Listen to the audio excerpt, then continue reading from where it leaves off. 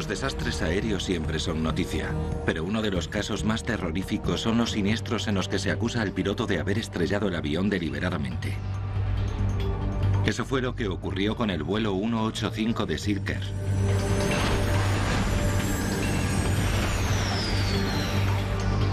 Esta es una historia de confusión y conflicto, de labor detectivesca y deducción científica.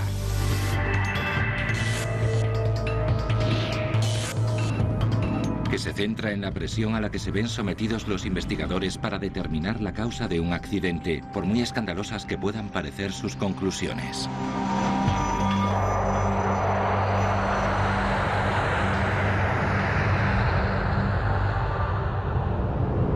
Silker 185. ¿Suicidio del piloto?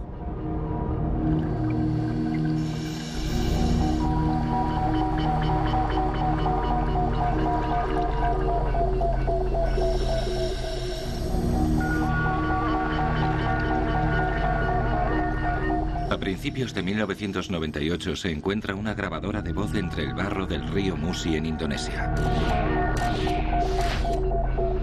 Los investigadores de accidentes aéreos confían en que contenga la clave de una de las catástrofes más polémicas de la historia de la aviación. Aeropuerto Soekarno-Hatta, Yakarta, Indonesia, 19 de diciembre de 1997. 20 días antes, la tripulación del vuelo 185 de Silker se dirige por el pasillo hacia su avión, un Boeing 737, para prepararlo para el breve vuelo de vuelta a Singapur. Ya han completado el tramo de viaje de Yakarta a Singapur.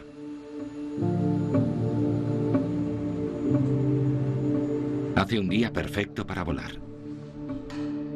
El cielo del aeropuerto internacional de Soekarno-Hatta de la capital indonesia está azul con nubes dispersas.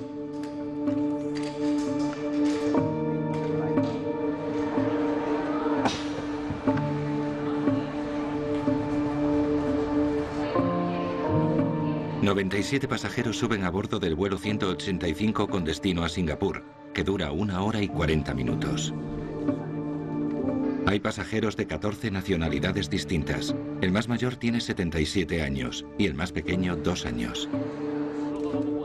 Se dirigen a Singapur en plena temporada navideña. Alerones. 5 grados, luz verde. La grabadora de voz revela que todo marcha con normalidad en la cabina. 004,7, comprobado. Preparado para despegar. Revisión de vuelo. Completa.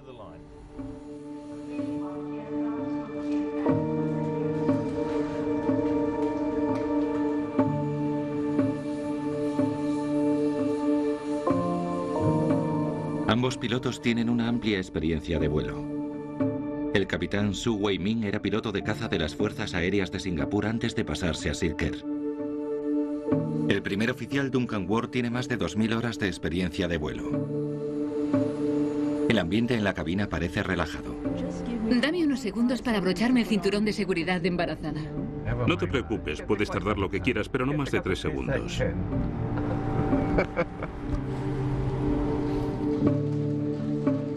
Los últimos pasajeros suben a bordo y se cierran las puertas del avión.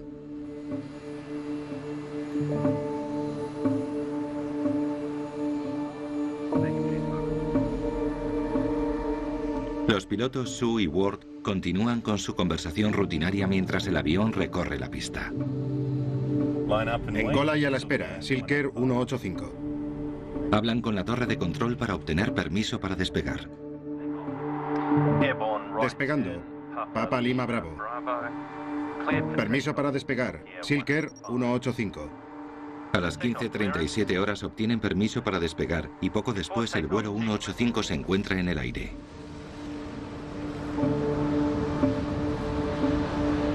El control de tráfico aéreo de Yakarta asigna al 737 una altitud de crucero de 10.000 metros. Y cuando el avión asciende a 6.000 metros, el capitán Su lleva a cabo la tradicional bienvenida a bordo. Buenas tardes, señoras y señores. Les habla el capitán. Me llamo Su Wei-min y esta tarde en la cabina me acompaña el primer oficial Duncan Ward. Ya se ha apagado la señal de llevar abrochado el cinturón de seguridad. Pueden moverse por el avión, pero si permanecen sentados, mantengan el cinturón abrochado por su propia seguridad.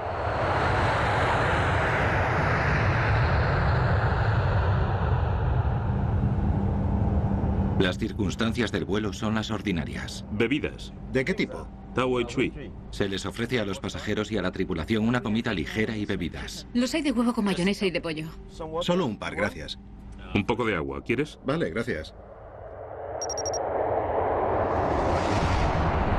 Tras 28 minutos de vuelo, Voy a volver un rato. Acábate tu plato. Eso hago.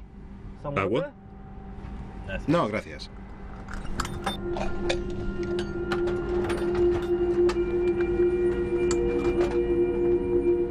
esta es la última conversación registrada en la cabina por la grabadora de voz del vuelo 185.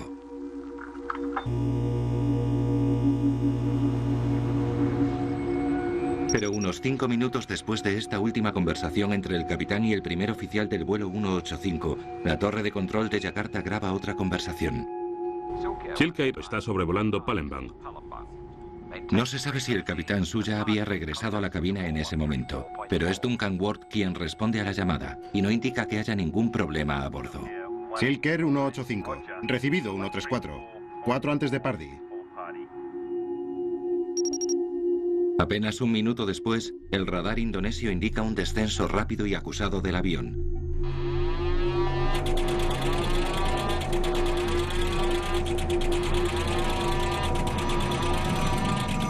Cae 5.000 metros en solo 30 segundos, antes de desaparecer de la pantalla.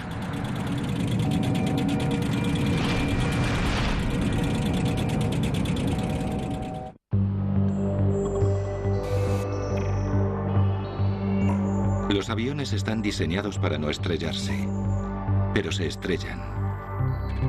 Y la labor de algunas de las mentes más brillantes del mundo consiste en averiguar por qué. Se trata de los investigadores de accidentes aéreos. Como investigador, intentas aclarar de forma positiva unas circunstancias trágicas. Mi objetivo siempre ha sido perfeccionar la seguridad de la aviación. El 19 de diciembre de 1997, el vuelo 185 Silk Air desaparece de la pantalla del radar durante un vuelo rutinario de Yakarta a Singapur. No se produce ninguna llamada de emergencia de la tripulación. Yo estaba trabajando y el avión apareció por ese lado. Hizo un sonido como un rugido y después dio un giro de 180 grados en esa dirección y se estrelló en el río con un gran estruendo y salpicando mucha agua. La aldea de Sukamayu está situada a orillas del río Musi, cerca de Palembang, en Indonesia. Esta tranquila localidad se ve conmocionada cuando el vuelo 185 se estrella a solo 100 metros del pequeño pueblo. Los aldeanos acuden de inmediato en sus botes, pero solo encuentran pequeños cascotes y restos de objetos personales. No hay ni rastro de las 104 personas que iban a bordo.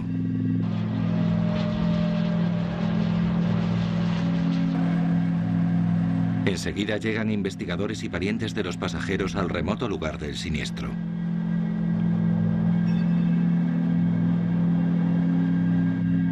Todos tienen claro que nadie puede haber sobrevivido a tan brutal accidente. Los investigadores de accidentes aéreos comienzan su laborioso trabajo. Al principio no se veía nada. Estaba todo completamente sumergido. Y luego descubrimos que la aeronave estaba totalmente destrozada. No quedaba nada. El profesor Diran dirige a las autoridades indonesias que investigan el accidente, el Comité Nacional de Seguridad en el Transporte, y se le une a un equipo de expertos del Consejo Nacional de Seguridad en el Transporte de Estados Unidos o NTSB. El NTSB tenía mucha experiencia en investigaciones de accidentes de 737, sobre todo en un pasado reciente, porque se habían producido múltiples siniestros de aeronaves de ese tipo. Forman un equipo de expertos formidable, que se enfrentan a un reto también formidable. Era un accidente singular. Yo había visto niveles elevados de destrucción de aviones que iban a alta velocidad y se habían estrellado contra el suelo, pero siempre quedaban grandes restos. En este caso en concreto, no quedaba ni un solo resto a causa de la altísima velocidad con que el avión había impactado en el agua. Al ver que no quedaba ni un solo resto, mi primer impulso fue llorar. Los fragmentos más grandes no superaban los 40 centímetros de diámetro. Recuperar los restos es una tarea imposible para los buceadores. Hay que traer grandes dragas para rastrear las toneladas de barro del fondo del río, donde se encuentran más de 1000 fragmentos del avión.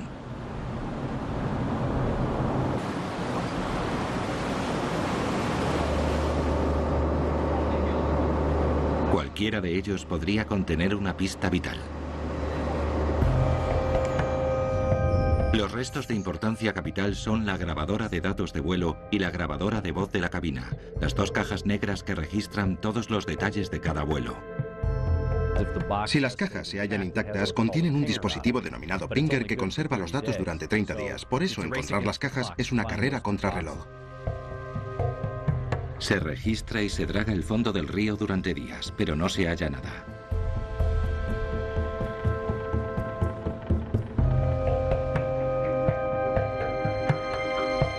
Pero 5 días después del accidente se produce el primer avance. Los buceadores encuentran la grabadora de datos del vuelo entre el barro. Y una draga halla milagrosamente la grabadora de voz de la cabina 15 días después.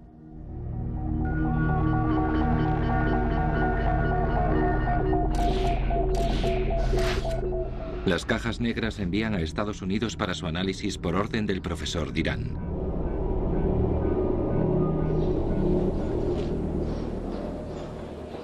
Mientras tanto, continúa la labor de reunir e identificar restos.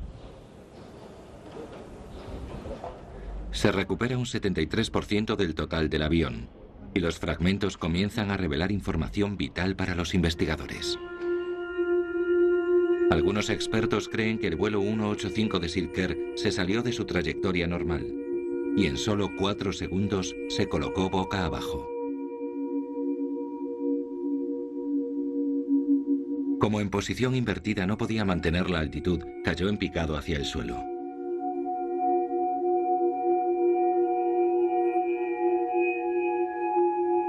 Cuando alcanzó la velocidad del sonido, se le desprendieron fragmentos de las alas y la cola. La tragedia no duró más de 1 minuto en total. Las investigaciones se centran en la cola y el timón del 737, en particular en una pieza del timón.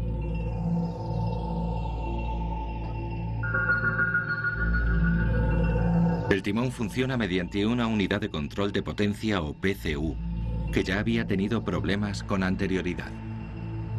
En cuanto se recupera del río, se envía a Estados Unidos para su inspección.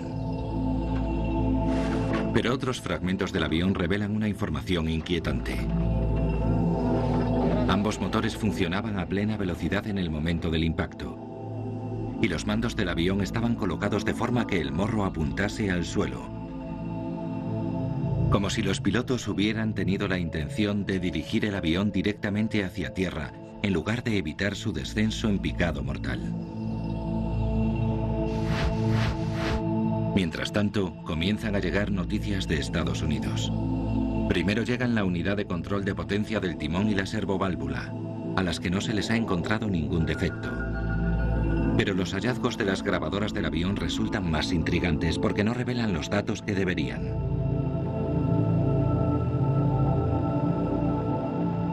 Los expertos han descubierto que la grabadora de voz de la cabina dejó de grabar 8 minutos antes del accidente y que la grabadora de datos de vuelo se paró 6 minutos después.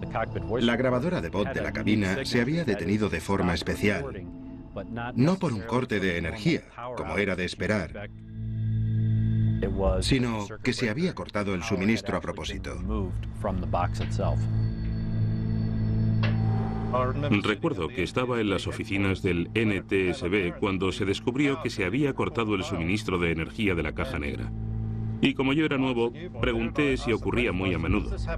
Me dijeron que no, que nunca había pasado, que era muy raro y que existía la posibilidad de que se tratase de un piloto suicida.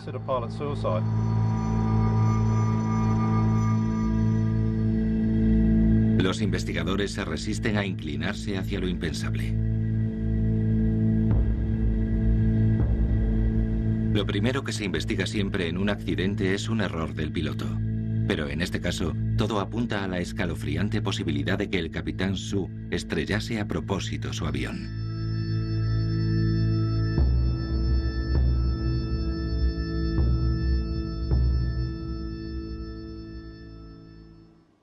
Su había sido piloto de las Fuerzas Aéreas de Singapur durante 16 años antes de trabajar para Silker. Se le consideraba un as del aire y había formado parte de los Caballeros Negros, el escuadrón de exhibición acrobática de las Fuerzas Aéreas. Los investigadores revisaron el historial militar del capitán Su y averiguaron que había tenido varios roces con la muerte. Cuando alcanzó el rango de mayor, decidió que la aviación civil le proporcionaría la posibilidad de seguir volando y pasar más tiempo con su familia. Muchos pilotos militares están acostumbrados a volar para cumplir misiones y les cuesta adaptarse a la aviación civil, donde la seguridad es lo más importante. Pero a Su no pareció costarle nada. Su Wei-min dejó las Fuerzas Aéreas en 1992 y se unió a Silker, donde fue rápidamente ascendido a capitán y después a instructor de vuelo. Pero había tenido problemas profesionales unos meses antes del accidente. Silker le había interrogado por un supuesto aterrizaje poco ortodoxo. Poco después de ese incidente apagó una vez la grabadora de voz de la cabina antes de aterrizar, pero la volvió a encender a instancias del primer oficial. Silker le amonestó y le retiró del puesto de instructor de vuelo. Los investigadores empiezan a formarse una idea de Su como hombre tozudo. Pero de allí a considerarle capaz de suicidarse con el avión y asesinar a 103 personas inocentes hay un largo trecho. Las familias de las víctimas vuelven a Indonesia para el funeral. Los ataúdes son simbólicos. Se entierran vacíos porque no se ha podido recuperar ningún resto humano del río.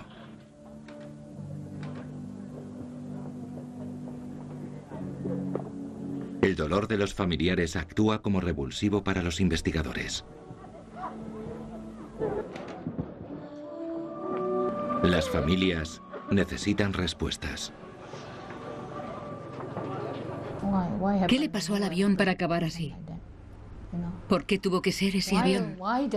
¿Por qué mi hija?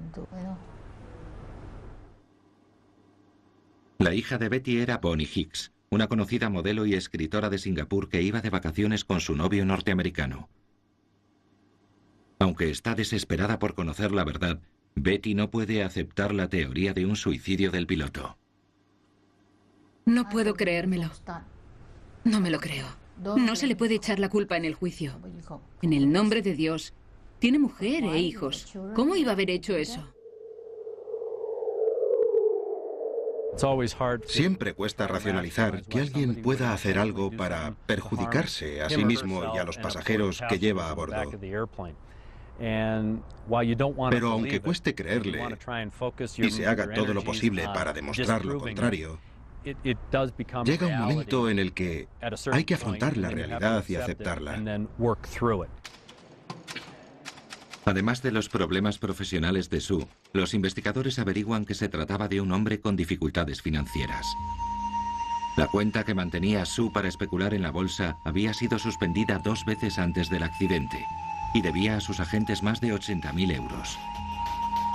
También circulan rumores de que había suscrito una póliza de seguro de vida que entraba en vigor el día del accidente por valor de hasta 2,6 millones de euros. De repente, la imagen del piloto empezó a rodearse de una nube negra. Las cosas empezaron a oscurecerse y se nos vino todo abajo.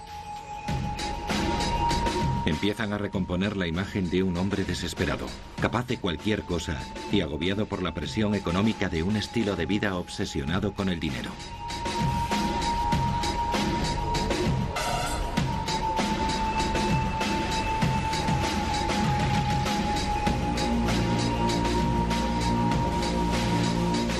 A medida que se suman las pruebas circunstanciales, el rumor del suicidio se filtra a los medios de comunicación, que incrementan la presión sobre el responsable indonesio de la investigación.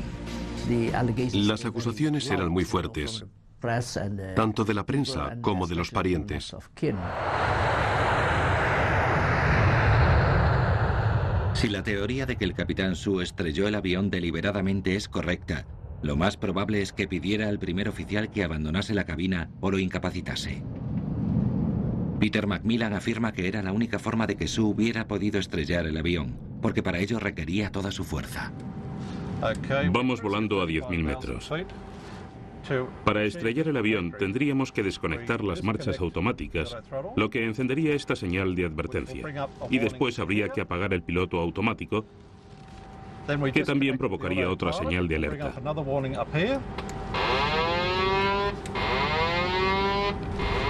Después giraríamos el avión a la derecha y hacia abajo, con una inclinación del morro de 20 grados.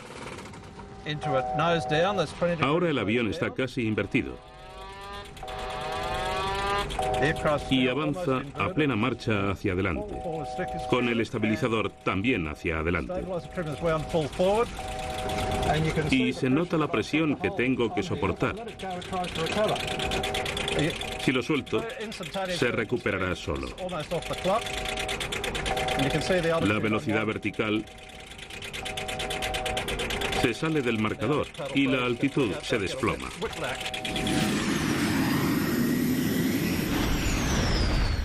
Pero no existen pruebas directas que confirmen esta teoría. 3 años después del accidente, el Comité Nacional de Seguridad en el Transporte de Indonesia emite por fin su informe definitivo. No contiene nada concreto para las familias. No se ha hallado la causa del accidente. Les pedí que vinieran a verme y me disculpé por no haber podido descubrir la verdad. Hice todo lo posible, pero no averigüé nada. El informe inconcluyente es una sorpresa para los investigadores norteamericanos. En su reunión final con sus colegas indonesios, se había acordado que la única conclusión posible era que se trataba de un piloto suicida. Cuando leí el informe me sentí traicionado porque nos habíamos esforzado muchísimo en conseguir todos esos datos. Examinamos cuidadosamente fragmentos diminutos, miles y miles de piezas durante montones de meses, solo para reconocer en un informe que no habíamos descubierto nada y no sabíamos la causa del accidente. Como investigador, no podía aceptarlo. Como ingeniero que gusta que exista una conexión entre la causa y el efecto, y aquí no veía que hubiera relación causa-efecto. Solo se veía el efecto, que el avión se estrelló. No se sabe la causa. No se puede probar que la causa de que el avión se estrellase fuera un suicidio. También podría haber sido un fallo mecánico. Existía una razón que identificamos como un acto intencionado. No era un problema mecánico del avión ni una causa desconocida. La conocíamos.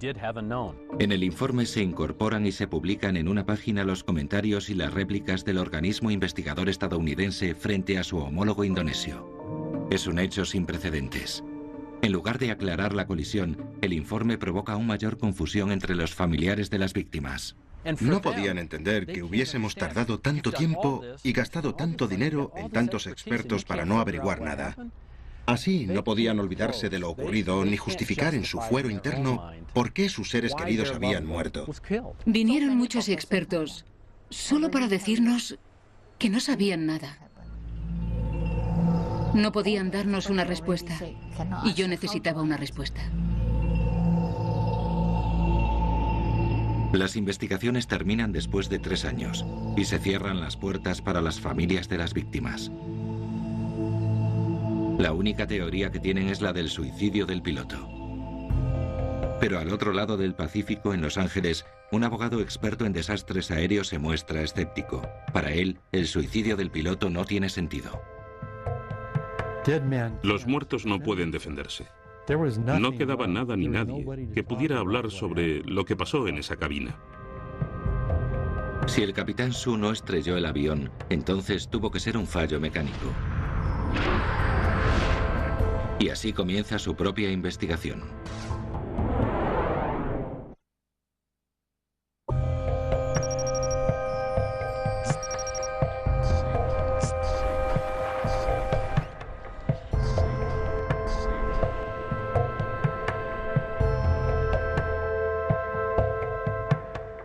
abogado de Los Ángeles, Walter Lack, no cree que el piloto del fatídico vuelo 185 de Silker estrellase deliberadamente el avión matando a 104 personas. Hay formas mucho más fáciles y seguras de estrellar un avión. Podría haber expulsado todo el combustible y se habría caído en cuestión de segundos. Podría haber hecho muchas otras cosas. No hizo lo más apropiado si quería estrellar el avión. Y comienza su propia investigación por encargo de las familias de 32 víctimas.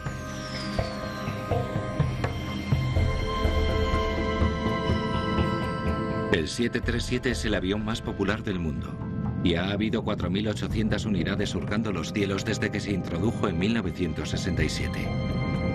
Pero a veces ha sufrido problemas. Las sospechas de Lack se fundan en la comparación con otros dos accidentes, el del vuelo 585 de United Airlines en 1991 y el del vuelo 427 de US Air en 1994. El historial de este modelo se había visto empañado por el sistema PCU del timón, lo que resultaba muy sospechoso. El proveedor de esa pieza en cuestión era Parker Hannifin, uno de los mayores fabricantes de equipo hidráulico del mundo. Walter Lack recurre al equipo de expertos padre e hijo formado por Tom y Colin Sommer, que tienen experiencia en la industria de la aviación y como peritos en juicios de víctimas de accidentes aéreos. El accidente del vuelo 185 de Silker se parecía a los de los vuelos 585 de United en Colorado Springs y 427 de US Air en Pittsburgh. Nosotros fuimos los encargados de investigarlos.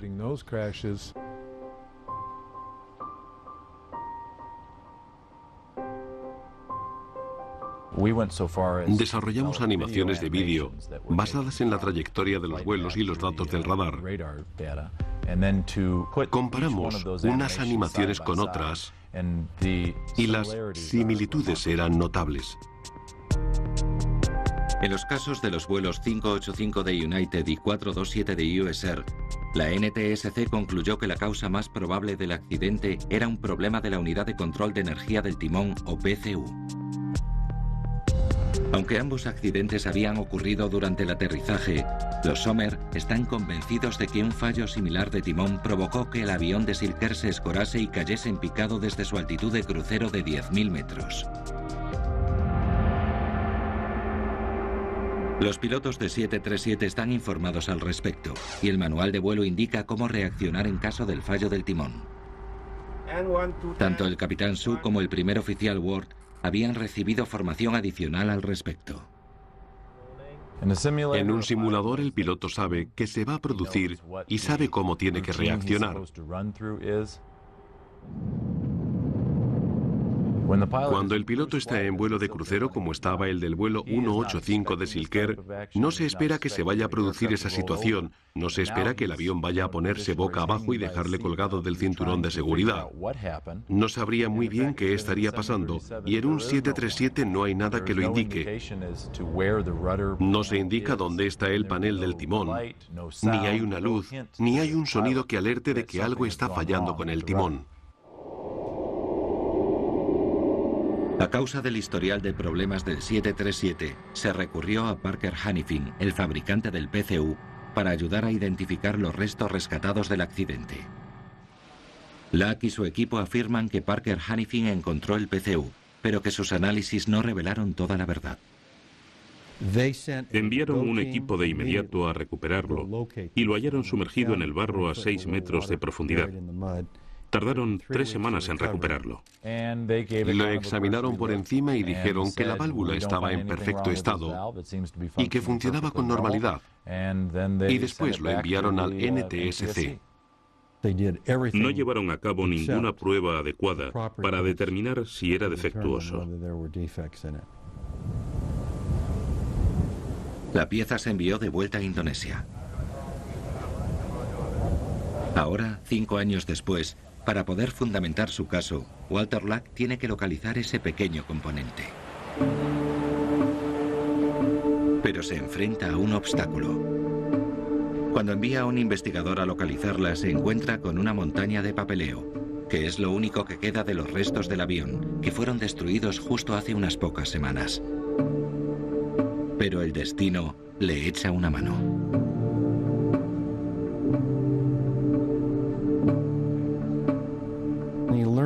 Nos enteramos de que en el NTSC había una caja fuerte.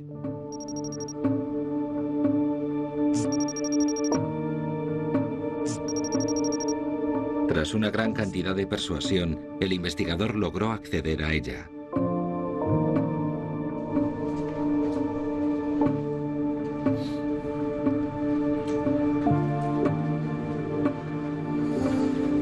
Y encontró un único resto del avión de Silker. Y no era precisamente un resto cualquiera. Se trataba de la servoválvula en la que se centraba nuestro caso. El hallazgo del PCU supone un avance importante. Es la única pieza entre miles que necesitaban los investigadores. Solo tiene el tamaño de una lata de bebida y es el único resto que queda del 737 de Silker. Esto es una servoválvula concéntrica dual, como las que fabrica Parker Hannifin. Dentro de la válvula hay dos tubos insertables. El primario tiene dentro unos pequeños conductos que contienen el líquido hidráulico. Y el secundario, que también se saca de dentro, contiene asimismo unos pequeños conductos. Esta válvula forma parte del sistema hidráulico del 737. Cuando el piloto pisa un pedal, un impulso hidráulico recorre todo el avión hasta llegar a la válvula que activa el mecanismo del timón y lo gira a un lado u otro. El movimiento de cada uno de estos tubos en cada dirección es solo del grosor de una moneda. Y para mover la superficie entera del timón de un Boeing 737, esta válvula tan pequeña solo se mueve 45 milésimas de pulgada en una dirección u otra. Este aparato de precisión lleva un mecanismo de seguridad empotrado. Si uno de los tubos falla, el otro asume su función. El problema es que si el tubo secundario se atasca, el timón se bloquea y los pilotos no pueden volverlo a colocar en posición neutral.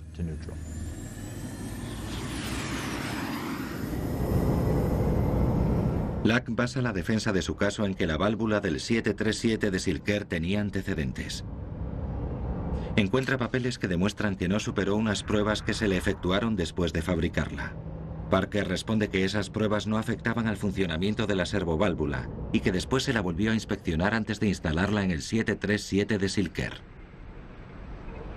Considerando los antecedentes que tenía y los accidentes que había provocado, lo normal era que la investigación se hubiese centrado en la servoválvula concéntrica dual y las huellas que había en su interior, pero no fue así.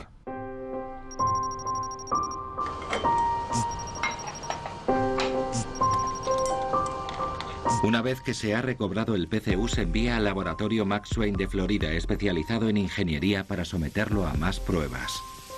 La pieza se examina con un microscopio de escaneo de electrones que permite una mayor amplificación, profundidad de enfoque y resolución que un microscopio de luz convencional. No escatimamos gastos ni tiempo para demostrar que algo es verdadero o falso. Porque muchas veces acabamos declarando en juicio y cuando te enfrentas al sistema judicial más te vale tener las espaldas bien cubiertas porque los interrogatorios pueden ser muy duros. Esta pieza se termina virtualmente a mano para conseguir un acabado lo más pulido posible cuando se envía a Boeing. Pero la acusación afirma que en el proceso de fabricación se pasaron por alto ciertas irregularidades del metal. Estos grumos microscópicos parecen insignificantes. Pero según Colin Sommer, el experto contratado por Walter Lack, el destino de todo un avión de 56 toneladas puede depender de esas pequeñas impurezas del metal. El problema al que te enfrentas cuando se trata de piezas de una tolerancia tan baja y un encaje tan ajustado es que tienen un nivel de intolerancia muy sensible a cualquier tipo de impureza que atraviese el sistema. Cualquier pequeño tipo de desconchado del metal, de grumo o de imperfección de la fabricación tiene un impacto enorme en la tolerancia de las piezas de estos tamaños.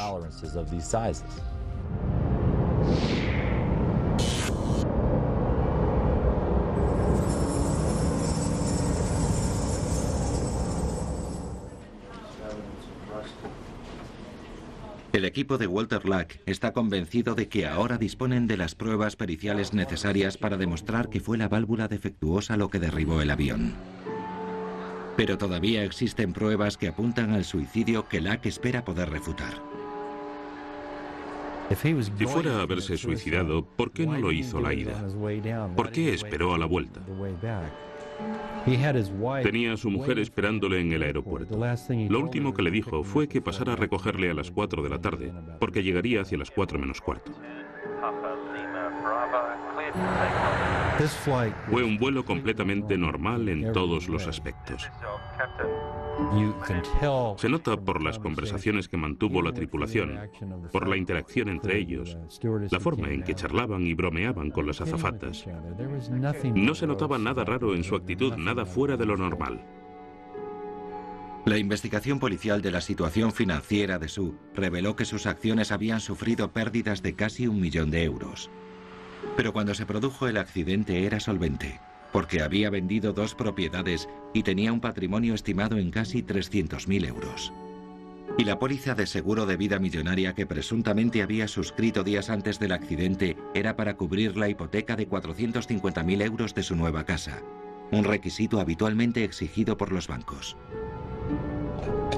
Uno de los argumentos más fuertes a favor de la teoría de que el piloto estrelló el avión intencionadamente era el hecho de que las 2 cajas negras de a bordo habían dejado de grabar antes del accidente. Y se creía que Sue las había apagado a propósito para encubrir sus actos. Pero a bordo del avión no todo era lo que parecía. El 737 era un modelo nuevo, con solo 10 meses. Cuando se entregó, venía con un sistema de grabación de datos de vuelo sólido y vanguardista. Parece ser que Silker sustituyó la grabadora de datos de vuelos por otra unidad. Los investigadores de Walter Luck encuentran la grabadora de datos de vuelo 6 años después del accidente, y su análisis plantea nuevas cuestiones. Era una pieza vieja y usada que había fallado a la hora de grabar más de 4.000 segundos de datos de 60 parámetros en las 25 horas previas al accidente, durante las que efectuó otros 12 vuelos. Según su análisis, algunas de las interrupciones solo duran 4 segundos, pero otras se prolongan hasta 11 minutos. Estaba claro que la grabadora de datos de vuelo se apagaba sola. Para Luck y su equipo, la acusación de que Sue se había suicidado y había matado a 103 personas inocentes se iba desvaneciendo rápidamente. Lejos de estrellar el avión intencionadamente, Sue y su copiloto habían hecho todo lo posible para evitar el accidente en los últimos segundos. Seguramente el piloto y el copiloto intentaron tomar todas las medidas necesarias para las que habían sido entrenados con el fin de averiguar lo que estaba ocurriendo y tratar de corregirlo. Uno de los descubrimientos demostraba que el motor del avión funcionaba a plena potencia cuando se estrelló contra el suelo. De hecho, esas eran las instrucciones del manual de vuelo de Boeing para casos de bloqueo del timón. Pero en el caso del 737 de Silker, parece ser que se dio la vuelta en menos de 5 segundos y ya no se pudo hacer nada. Y con eso ya bastaba para acudir al Tribunal Superior de Los Ángeles. A lo largo de 6 semanas, el jurado se familiarizó con la formidable cantidad de pruebas que aportaron tanto el bufete de Walter Luck como los expertos del fabricante Parker Hannifin.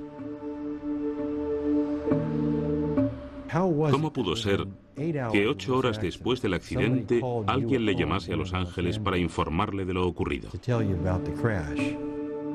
En ese avión había piezas de más de 100 fabricantes. ¿Por qué se les informó tan deprisa a ustedes de entre todos ellos? El 737 tiene un historial significativo de movimientos del timón sin previa orden. ¿Por qué falló el suministro de energía de ambas grabadoras de datos? El suministro de energía en realidad se había sacado de las cajas. Si uno de los pilotos de la cabina inutilizó deliberadamente las dos cajas negras, ¿por qué no inutilizó las dos a la vez? Me está diciendo que quiere que este jurado se crea que han fabricado 5.100 servoválvulas y nunca ha fallado ni una. Hemos demostrado que hubo una interferencia entre el segundo tubo y el receptáculo de la válvula. Y en 3 o 4 segundos alcanzó los 90 grados y ladeó por completo el timón. Creo que no puede estar más claro. Un descenso con esos parámetros requiere una intervención intencionada del piloto. Lo más fácil es echarle la culpa al piloto.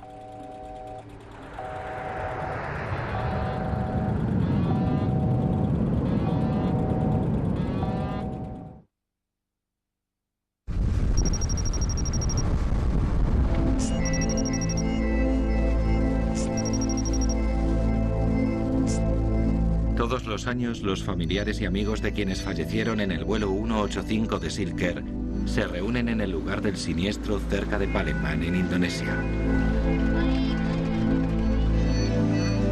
Las familias han desarrollado una relación con los aldeanos de Sukarno que fueron testigos de la tragedia.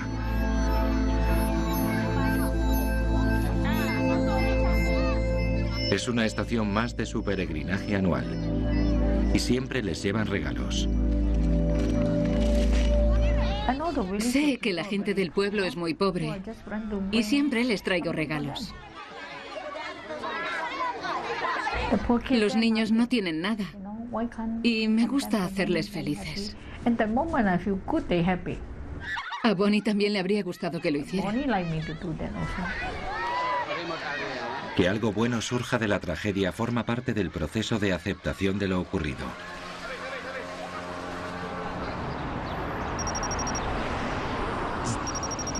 Tras 4 días de deliberaciones, el jurado reunido en Los Ángeles a instancias de las familias de 3 víctimas alcanza un veredicto.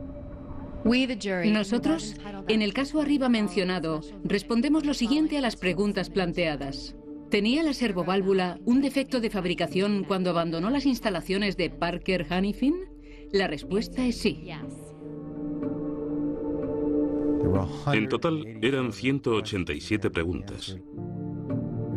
Y todas fueron respondidas a favor del querellante y en contra de Parker Hannifin.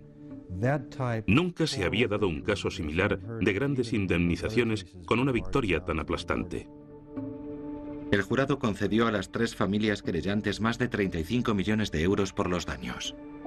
Se trató incuestionablemente de una gran cantidad de dinero. Fue una indemnización justa en virtud de las pruebas aportadas. La justicia funcionó al 100%.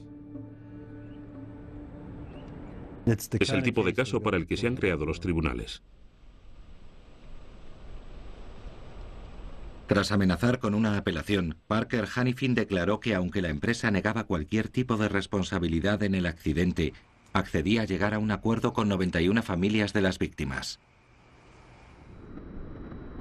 El total de la indemnización nunca se reveló. Sin embargo, algunos expertos siguen convencidos de que el capitán Su se suicidó de una forma espectacular. Las pruebas, los hechos, las condiciones y las circunstancias demuestran que el capitán podía haber sido capaz de pilotar físicamente el avión, y creo firmemente que el problema no fue mecánico, sino un acto intencionado. La realidad es que nunca sabremos exactamente qué pasó dentro de la cabina en los últimos minutos del vuelo 185 de Silk Air.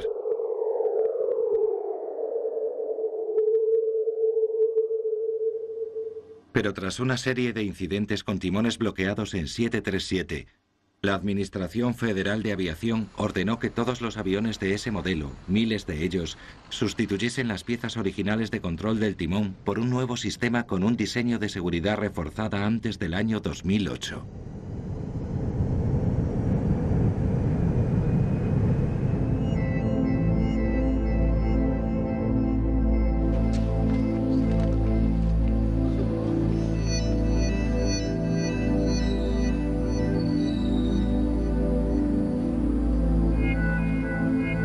Al Al día siguiente de acudir a la aldea, las familias de las víctimas visitan el monumento que se ha erigido en su memoria.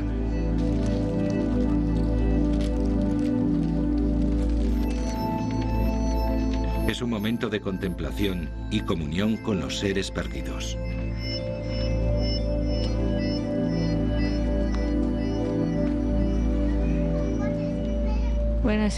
Hablo con Bonnie y le pido que me ayude. Le pido a Randy que cuide de Bonnie y a Bonnie que cuide de Randy. Están con Dios en el otro mundo y les sigo queriendo.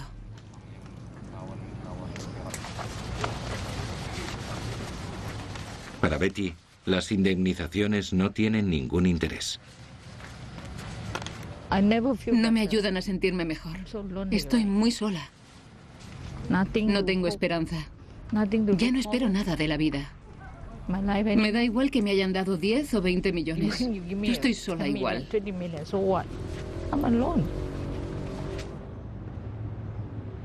El único consuelo que puede encontrar está más allá de la justicia o las respuestas. Es hacer que surja un poco de bien de la tragedia. Pero nunca encontrará la paz. No. ¿Cómo voy a encontrar la paz? Ya no lo sé. Yo quiero, pero no sé cómo. Enséñemelo usted.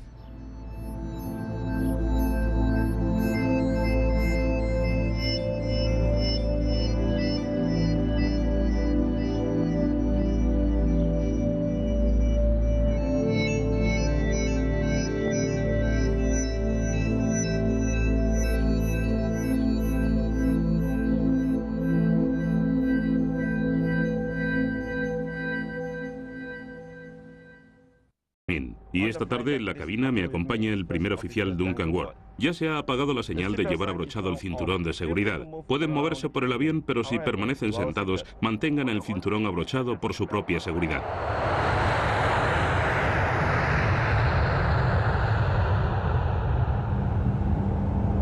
Las circunstancias del vuelo son las ordinarias. Bebidas. ¿De qué tipo? Tao Chui. Se les ofrece a los pasajeros y a la tripulación una comida ligera y bebidas. Los hay de huevo con mayonesa y de pollo. Solo un par, gracias. Un poco de agua, ¿quieres? Vale, gracias. Tras 28 minutos de vuelo, voy a volver un rato. Acábate tu plato. Eso hago. ¿Agua? No, gracias.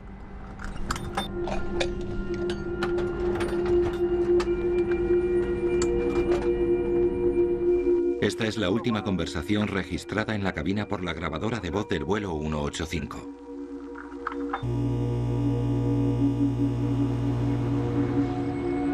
Pero unos 5 minutos después de esta última conversación entre el capitán y el primer oficial del vuelo 185, la torre de control de Yakarta graba otra conversación. Silke está sobrevolando Palembang. No se sabe si el capitán Suya había regresado a la cabina en ese momento, pero es Duncan Ward quien responde a la llamada y no indica que haya ningún problema a bordo. Silker 185, recibido 134. Ambos pilotos tienen una amplia experiencia de vuelo. El capitán Su Wei Min era piloto de caza de las Fuerzas Aéreas de Singapur antes de pasarse a Silker. El primer oficial Duncan Ward tiene más de 2000 horas de experiencia de vuelo. El ambiente en la cabina parece relajado. Dame unos segundos para abrocharme el cinturón de seguridad de embarazada. No te preocupes, puedes tardar lo que quieras, pero no más de 3 segundos.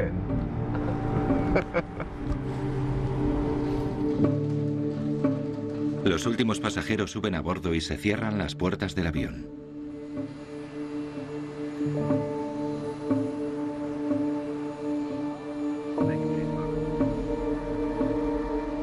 Los pilotos Su y Ward continúan con su conversación rutinaria mientras el avión recorre la pista. En cola y a la espera, Silker 185. Hablan con la torre de control para obtener permiso para despegar. Despegando. Papa Lima Bravo. Permiso para despegar. Silker 185. A las 15:37 horas obtienen permiso para despegar y poco después el vuelo 185 se encuentra en el aire.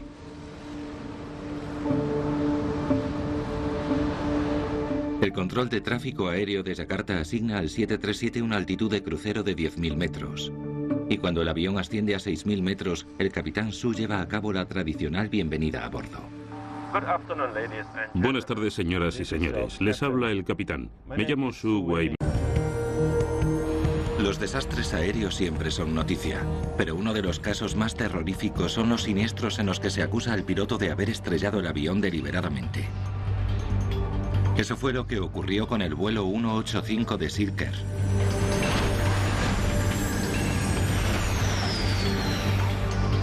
Esta es una historia de confusión y conflicto, de labor detectivesca y deducción científica.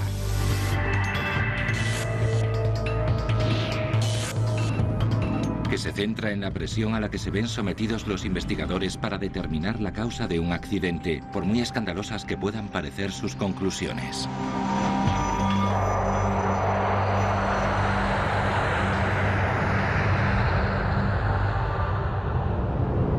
Silker 185. ¿Suicidio del piloto?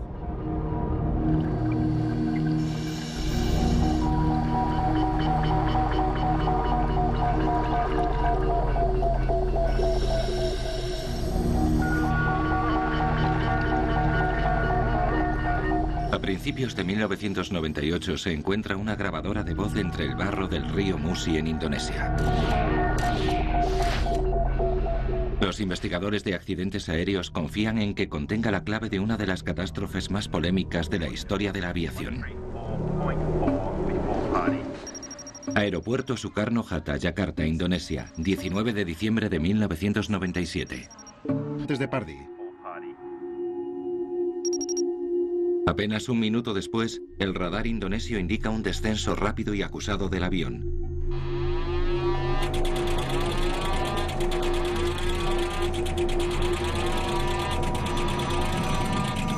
Cae 5.000 metros en solo 30 segundos, antes de desaparecer de la pantalla.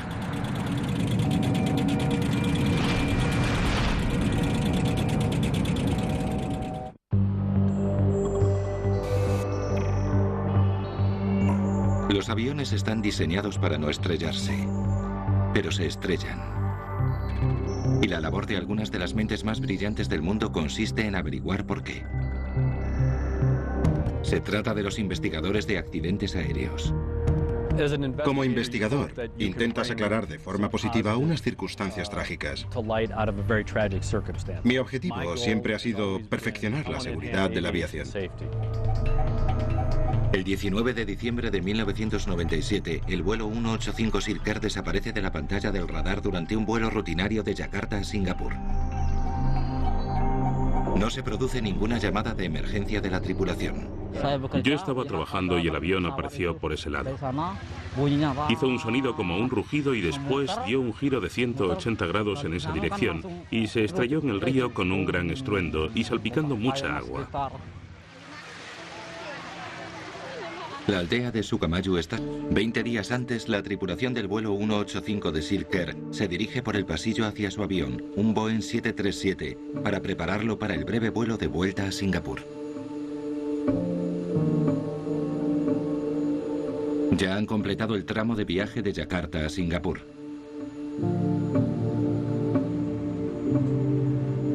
Hace un día perfecto para volar. El cielo del aeropuerto internacional de Soekarno-Hatta de la capital indonesia está azul con nubes dispersas.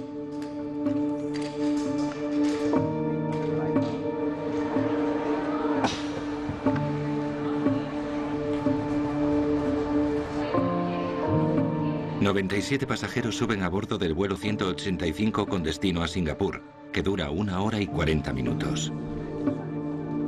Hay pasajeros de 14 nacionalidades distintas. El más mayor tiene 77 años y el más pequeño 2 años. Se dirigen a Singapur en plena temporada navideña. Alerones. 5 grados, luz verde. La grabadora de voz revela que todo marcha con normalidad en la cabina. 004,7, comprobado. Preparado para despegar. Revisión de vuelo. Completa.